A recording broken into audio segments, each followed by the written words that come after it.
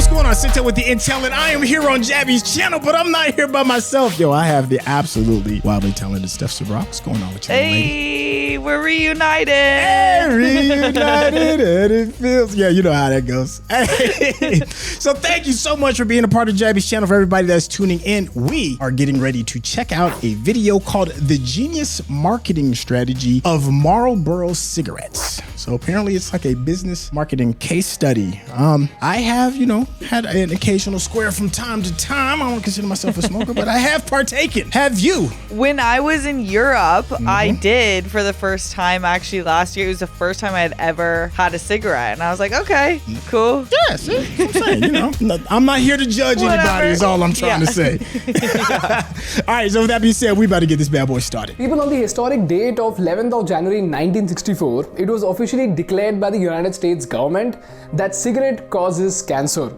And within a day, an $8 billion tobacco industry and the incomes of 750,000 families was at stake. While most companies saw their sales dropping down, there was one company that miraculously went from having just 1% market share to becoming the 4th largest cigarette brand in the world in less than 1 year. And that is because stress is always going to be there.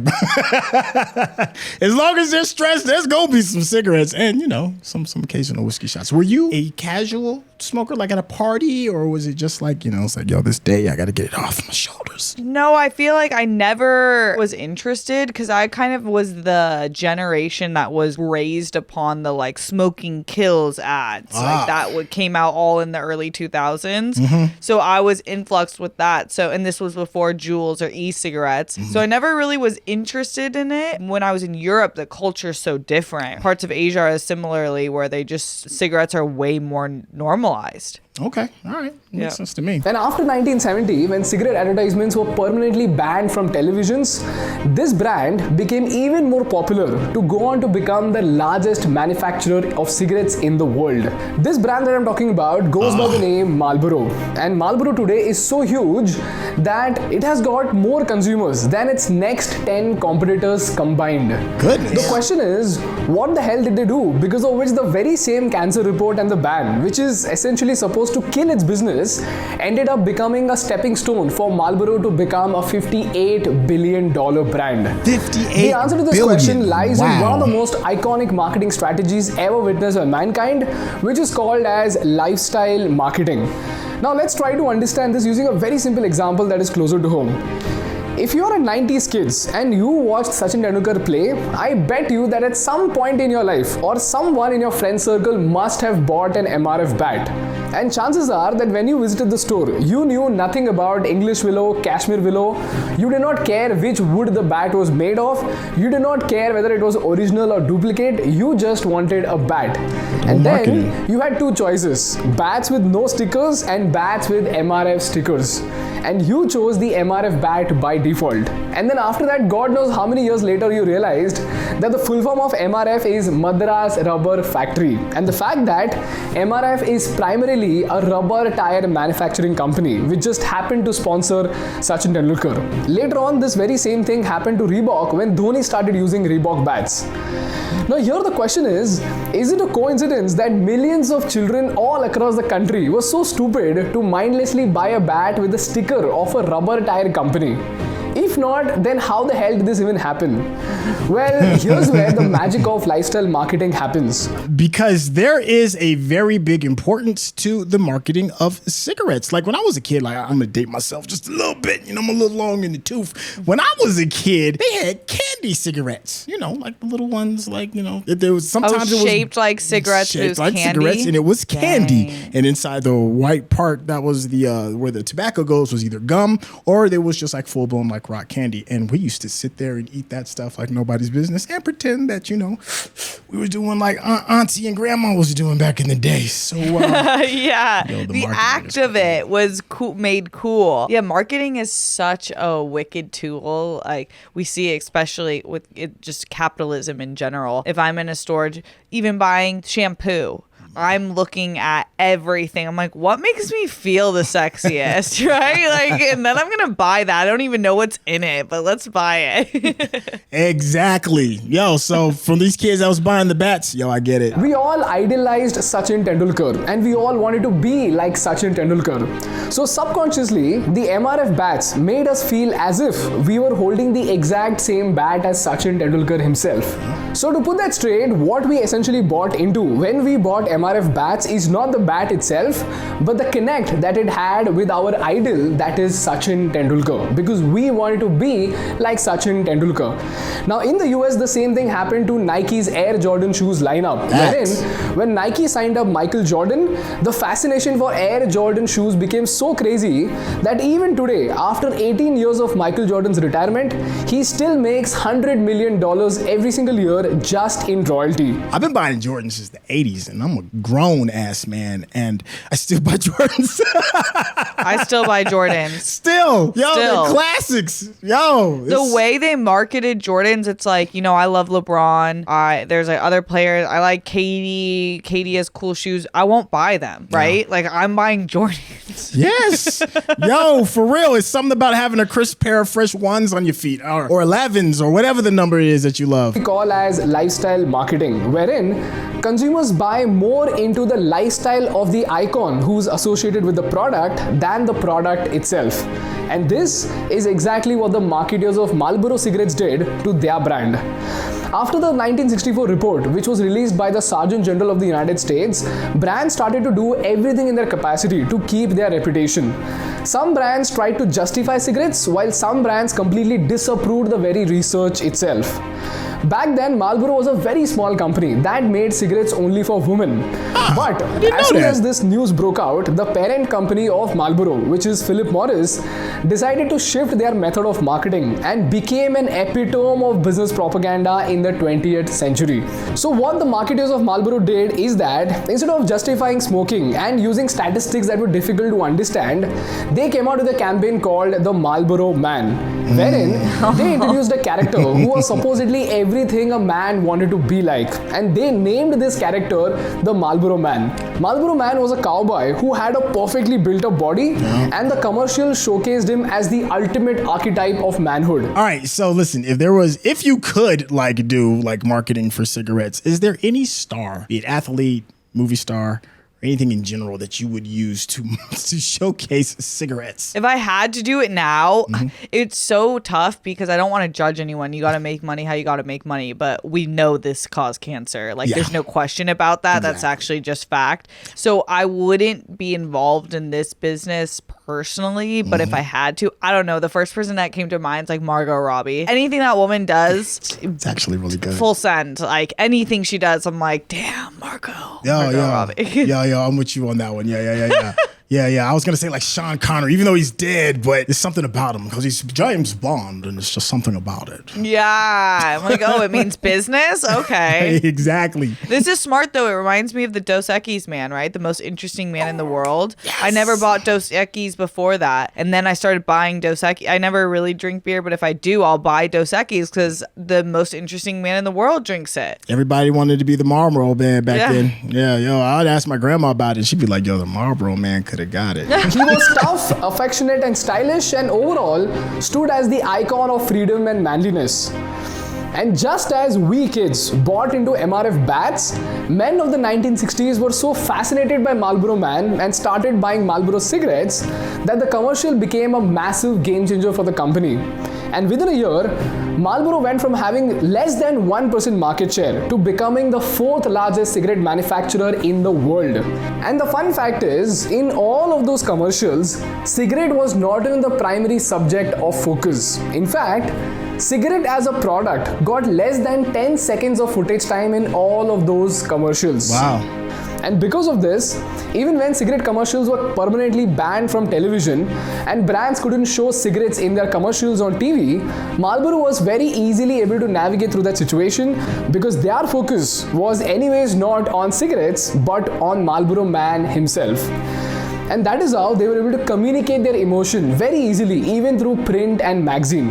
And this is the reason why, even after the 1970 ban, Marlboro's business still kept growing. In fact, the sales skyrocketed because the rest of the brands were struggling to market their brands without showing their products. And that is how Marlboro became a legend in advertising and laid the foundation for Marlboro to become a $58 billion brand. Now, more than a business lesson, there is a very, very important life lesson that we all need to learn from this iconic case study. People just like Marlboro in the 1960s, even today, what we often fail to realize is that we are constantly being bombarded with lifestyle cigarette commercials that do not appear as ads, but in the form of pop culture icons. Now, this includes a James Bond appearance, wherein he appears in a tux and symbolizes gentlemanliness, or Kabir Singh, who's portrayed as the epitome of manliness. Now, regardless of how lucrative they look, what is important for us to understand is that they are merely tapping onto your insecurities to convince you to do something which will give you a feeling as if you're an elevated version of yourself. But the truth is, because of your lack of self-awareness, you don't realize that your insecurities are putting money into their pockets, eventually to make those companies billions of dollars, but to turn you into a sick, miserable addict of either cigarettes or social validation, depending on what you're buying into.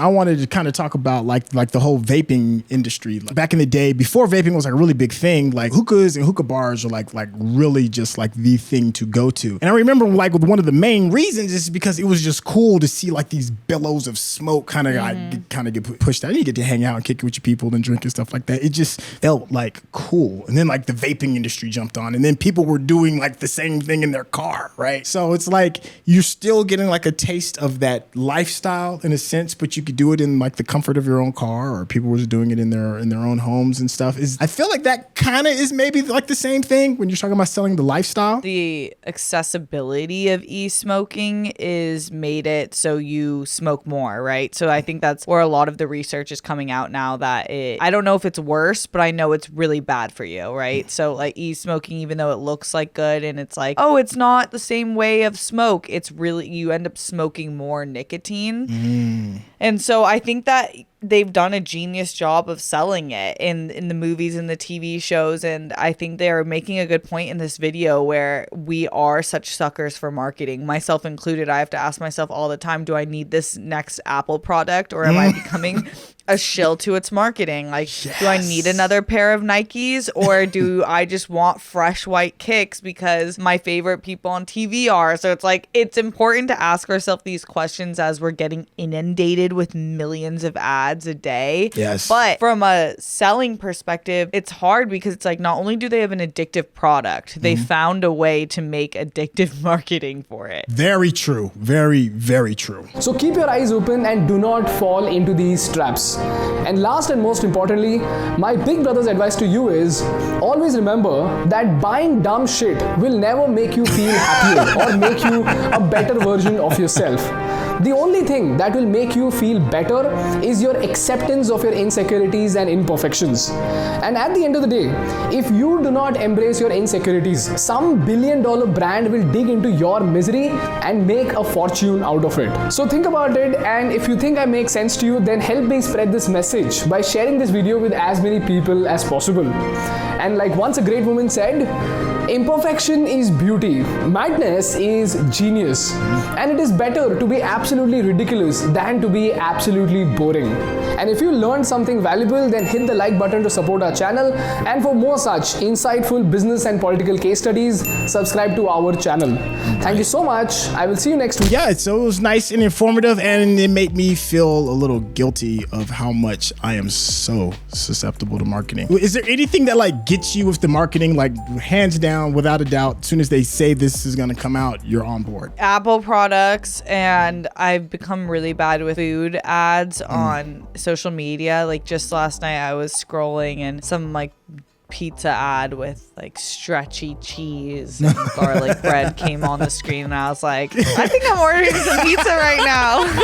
And then I did. Like, I really did. I actually noted it in my head. I was like, damn, I really just saw that ad, convinced myself I was A, hungry, B, hungry for pizza specifically, and C, had to get it right now. Like, it's just like such an unhealthy thing, and moderation and everything. I'm not going to be mad at myself for doing that. But yeah, I've noticed that I do have moments in my life where I'm a little more susceptible, or things that I can be more susceptible to. What about you? You know what gets me is the Nike app, right? There's this app that sells Nike shoes, and they do this thing where they have like certain release dates for particular shoes. I'm a bit of a sneakerhead, and it gets me nonstop because A, it's next to impossible to actually win one of these auctions when they give you one of these shoes. So what they do is they make it really slick, and they'll send you a message and be like, hey, because you bought from us before, we'll give you like a super sneak kind of release, and only you'll guarantee to get it, but you have to act right now. And they create like this demand, right? And this fear of missing out that they've just absolutely ingrained into my brain, and they get me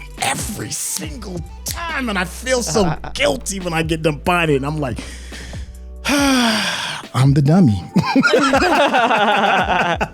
I'm the villain. I'm the villain. Gosh. It was different than most Think School videos in the sense that I felt like it was a little bit more personal, not in a bad way. I think that cigarettes and cigarette research has been around for so long that opinions on it aren't necessarily opinions. Like, they're really based in a lot of fact. Like, his opinion specifically, like how you're succumbing to billion-dollar industries who are feeding off your insecurities. Although that like is an opinion, that is true, right? Yeah, so it's like, it was a cool way of messaging in this video that I appreciated. Yeah, and then it always makes me wonder, like, what's the next thing, right? Because there's always something that's probably getting a lot more attention, that's not getting enough attention, that's being detrimental to you. A friend of mine, he tapped me on the shoulder and was like, you know, the next big thing, this is his opinion, he says, is sugar. He was like, sugar, as far as in the States go, is one of the few things where you don't see a daily recommended amount on when you're looking at the ingredients. And he said, and that's done on purpose because, you know, we know that sugar is bad for you, it rots your teeth, it can cause diabetes, it can cause overweight,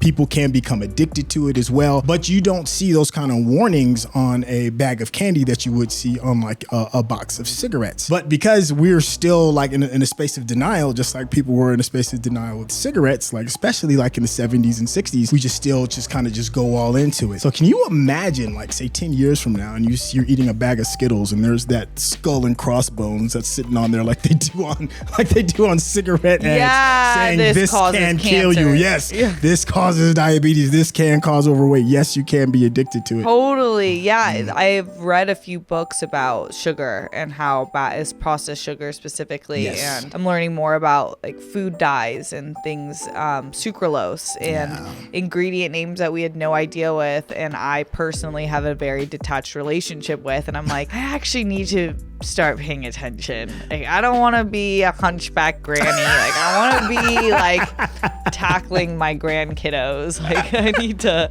get it together. Hey, well, listen, that's a great place to kind of stick a pin on this. Listen, you all can get it together too by subscribing to Jaby's channel if you haven't already. And of course, give us those thumbs up because that is how the people know you are digging what we are giving you. Oh, it's been absolute tons of fun. Thank you so much. I am SYNTELL with the Intel, and I'm here with STEPH SABRAW. Anything you want to say to the people before we roll out of here? Much love, y'all. Thank you. All right, that being said, we out. Peace.